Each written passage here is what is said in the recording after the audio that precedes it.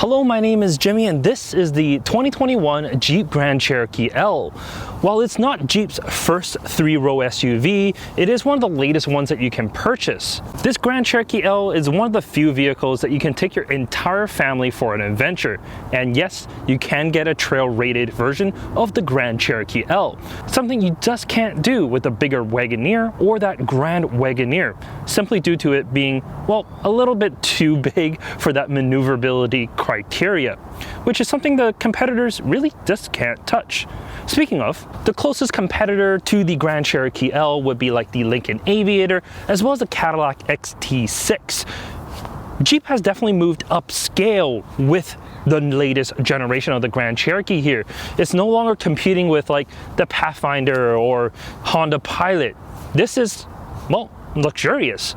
But because it's a brand new vehicle, we gotta talk about the styling.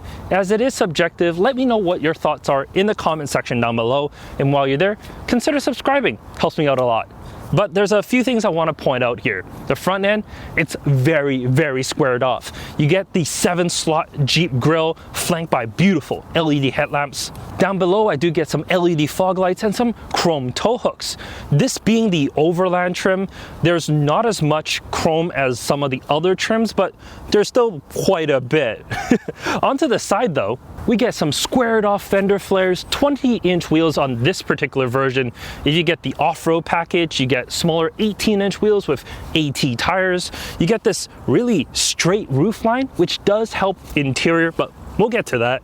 And then out back, we see, well, it kind of resembles the Outlander, the Mitsubishi Outlander, because the taillights and then the reflectors down on the bottom. Nothing wrong with it. I actually really like the look. I like this chrome strip that spans the entire window on the side and beneath the rear window here. I mean, overall, I believe the Grand Cherokee L is just gonna age well. It doesn't have the jagged edges or weird lines that some other automakers tend to put in. It's just classy. But let's take a quick look at the inside, starting with the trunk. We get 17 cubic feet here behind the third row. With the press of a button on the side, we can fold down the third row and then we get 47 cubic feet. If we want, we can also fold down the second row to gain a massive 84.6 cubic feet. There is a little bit of underfloor storage here, but it is quite minimal. The part I like the most is this button on the side to close the hatch. Instead of being on the hatch itself, it's off to the side here. It just makes it easier to reach. Something I really like about the second row seats here is just how it slides and tilts out of the way. It makes ingress to the third row a lot easier. And there are buttons here to lift the third row up from the cabin. There's no need to go around to the back.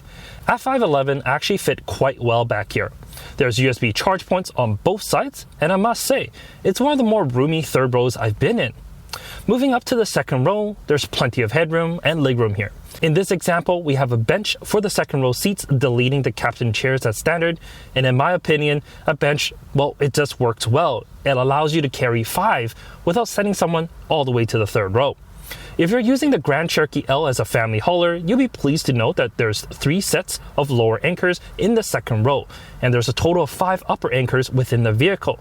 I tested the interior space with the Kleck Ling as well as the Kleck Fünf, and I was able to get 3 seats across the middle and 2 forward-facing seats within the third row, making this very capable.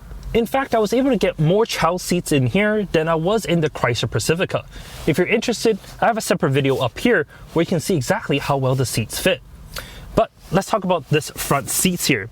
This being a very scaled up version of the Grand Cherokee L, well, it has a lot of options, including heated, cooled, as well as massaging front seats here. The massaging features only work on the back, not on the bottom, which is fine, but it's just a very comfortable driving experience.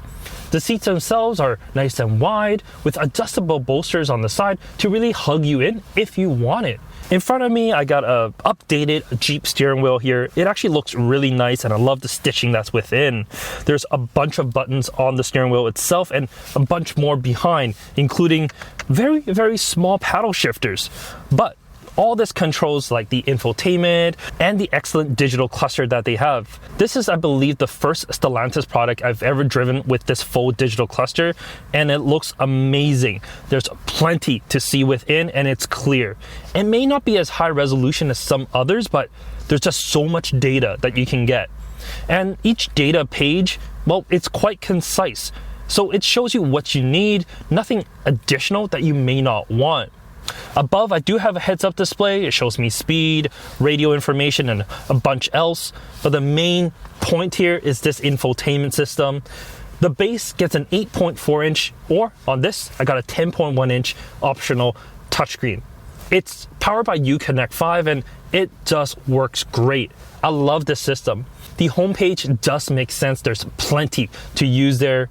It's super functional. There's wireless CarPlay, Android Auto. Overall, it's just a system that a lot of people can't beat.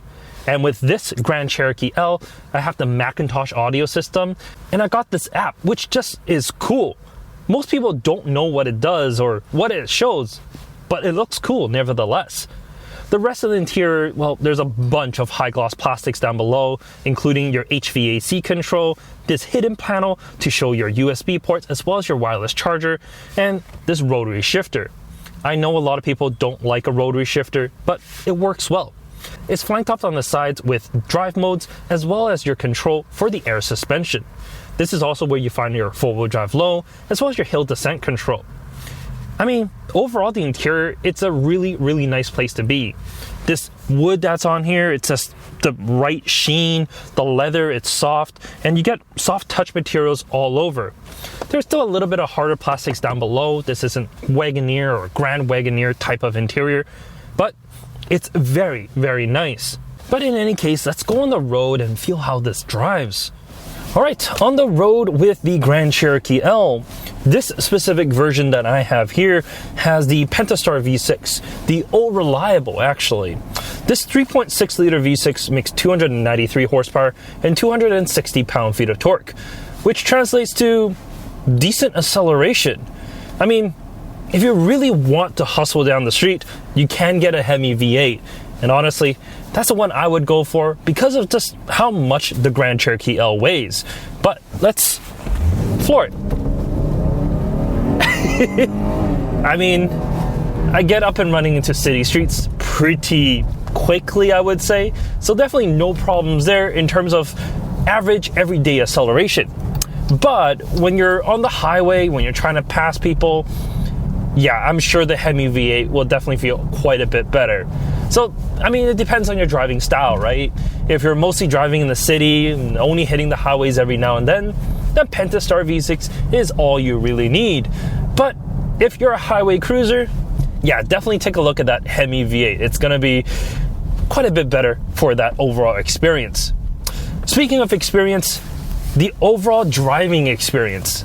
Well, the suspension, as this specific one that we have here has air ride, it's sublime, it's super comfortable. There's not a lot of vehicles in this class that has air ride like this has, so there's not a lot to compare to. I mean, there's nothing wrong with regular steel springs. You can get a pretty comfortable ride in those. But air ride just gives you, well, it just feels like you're floating on a cloud, which you kind of are in a way, but it also gives you the benefit of raising and lowering the ride height where you need. So when it's on the highway, it can go into aero mode, which hunkers down the vehicle for better aerodynamics. Let's be honest, with its kind of like full, complete, blocky front end, it's not that aerodynamic. Better than the Wrangler, but it's still not the best. But when you need to go into off-road scenarios, well, the suspension can go all the way up. You get an enormous amount of ground clearance for whatever you need to tackle. And that's the best part about it. In terms of steering though, you can get like normal or sport steering within the center console infotainment system. I mean, it's pretty vague to be honest. Even on sport, it just puts more weight into the wheel, but it doesn't give you any more feel. So it's okay, but it's definitely not like a sporty SUV by any means. It's not designed to be. This is more like a comfortable luxury barge, because in a way, kind of looks like one. In terms of safety features, Jeep has you covered from front to back. You have all the safety features that you need, like forward collision mitigation warning, radar guided cruise control, blind spot. Actually, the cruise control works really, really well. The cluster lights up green around the edges, so you notified exactly when it's working, and it keeps you within your lane. It's not full autonomous driving like some other manufacturers have, but this is pretty darn good for what it is.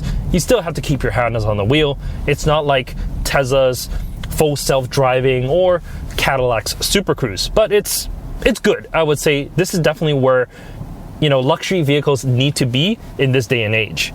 The only negative thing I would probably say about this overall driving experience is fuel economy. It's not the best.